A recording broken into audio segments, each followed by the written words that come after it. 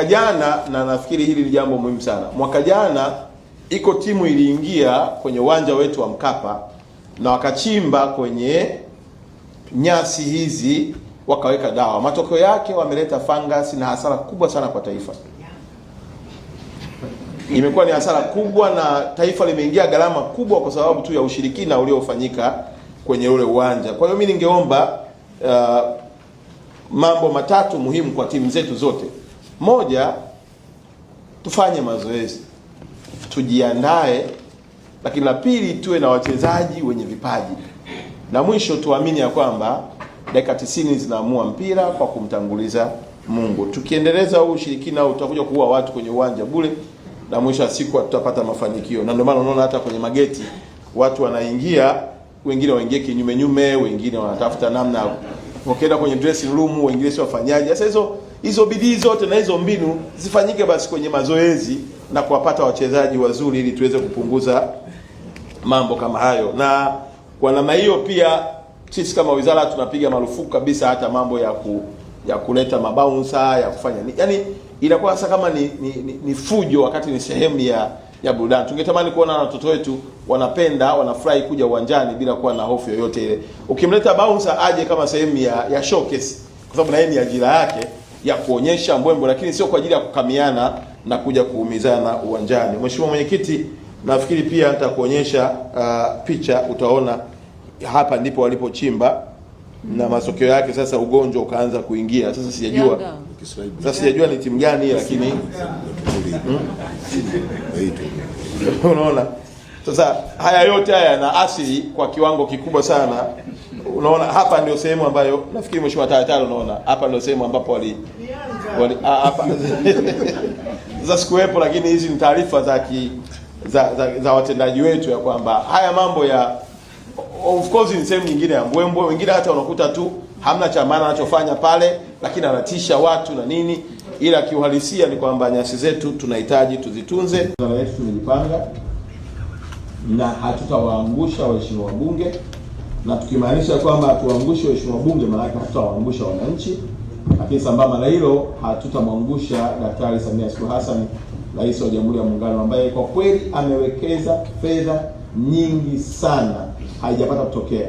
Na ndio maana hata juzi nilisema pale, fikiria tumemuomba mwezi uliopita, ulikuwa mwezi wa pili, na kikao alikisimamia Mheshimiwa Waziri Mkuu, wizara yetu tukatoa hoja kwamba tunahitaji kulipa hii hela ya wanachama wa uandaaji dola milioni 32. Maelekezo yalitoka pale na Mheshimiwa Rais akasema mwezi wa pili usivuke, na hivi tunavyoongea fedha zote zimelipwa. Kwa hiyo Tanzania ni muandaaji halali aliyekidhi vigezo vyote. Sasa ukiangalia, achilia mbali hiyo fedha kwa ajili ya kuandaa, lakini barabara anazokwenda kuzijenga, fedha za ukarabati kama ulivyoona uwanja wetu wa Uhuru, umeona uwanja wetu wa Mkapa, kazi inaendelea. Kwa hiyo tunamshukuru sana Daktari Samia kwa kweli kuwa mchezaji namba moja na anayehakikisha kwamba vipaji vya watoto wa Tanzania havipotei. Mheshimiwa Mwenyekiti,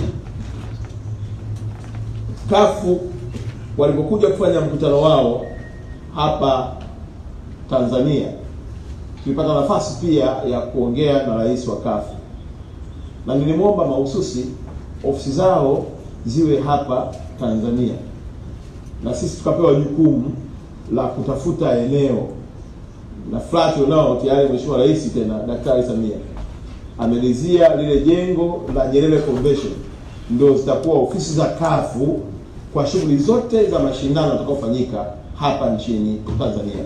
Kwa hiyo unaweza kuona hakuna tunachomomba Daktari Samia Suluhu Hassan, Rais wa Jamhuri ya Muungano wa Tanzania, kusapoti michezo ya nchi hii akasita.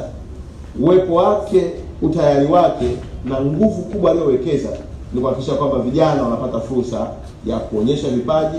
Na nikwambie tu na Mheshimiwa Mwenyekiti, sio tu kwamba rais ametuambia tujiandae kwa maana maviwanja, mabarabara na ofisi, tayari aliridhia kocha wa taifa kumlipa mshahara yeye mwenyewe, na tumeshuhudia kwamba TFF pamoja na kocha wetu kusaini mkataba wake, na sasa tunapoongea Mheshimiwa Mwenyekiti na Mheshimiwa Bunge, tayari timu ipo inayozunguka duniani tumewapata vijana wa Kitanzania wanaocheza nje ya Tanzania zaidi ya 60.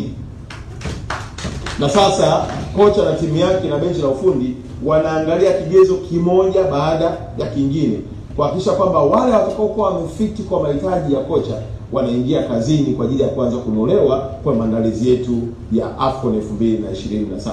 Kwa hiyo rais anatulipia kocha, anajenga viwanja, ametoa ofisi, amelipa michango inayotakiwa yote na kafu, na bado pia akahakikisha kwamba vijana wa Tanzania kokote duniani walipo anawaleta nchini kuja kupigania bendera ya taifa lao na kulinda heshima ya Tanzania. Kwa hiyo nimeona vyema pia, Mheshimiwa Mwenyekiti, nikupe hii taarifa kwa sababu wewe na bunge lako hili ni jukumu lenu kutusimamia, lakini kujua nini kinaendelea kwenye wizara yetu, na tuna imani ya kwamba Watanzania wote wenye uwezo ambao wameshaanza kujitokeza kufikia idadi ya 60 tutawapata walio bora, tutachanganya na walioko hapa ndani, kwa tutatengeneza kikosi ambacho kwa kweli kama Mungu atapenda kombe linabaki Tanzania.